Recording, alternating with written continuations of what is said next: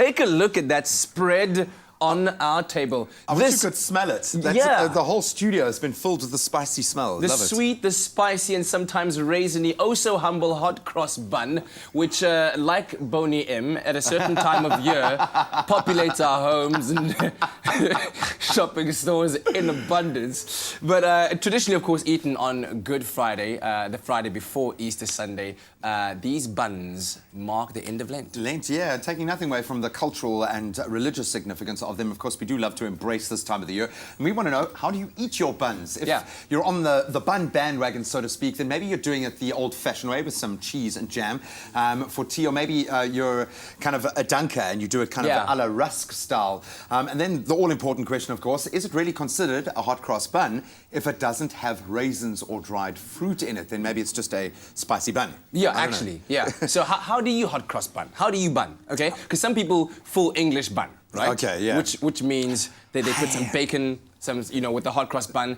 And then of course, the kicker, the sunny side up egg, which when you slice just oozes all over, and then you have a hot cross mess. I've eaten a lot on this show, and I've never had the English hot cross bun, so I might try that a little bit later this morning. Then you can go ultra-traditional, we call it the Queen's buns.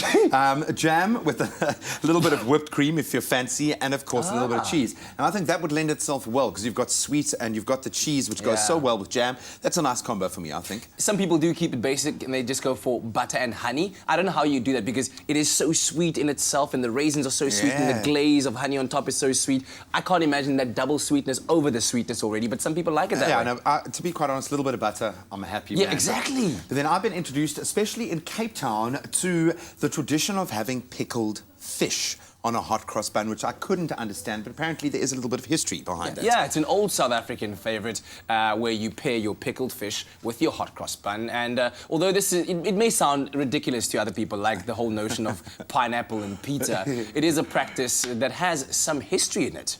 So some Christians fast on Good Friday, obviously, to help them remember the sacrifices that Christ made for them on the day of crucifixion.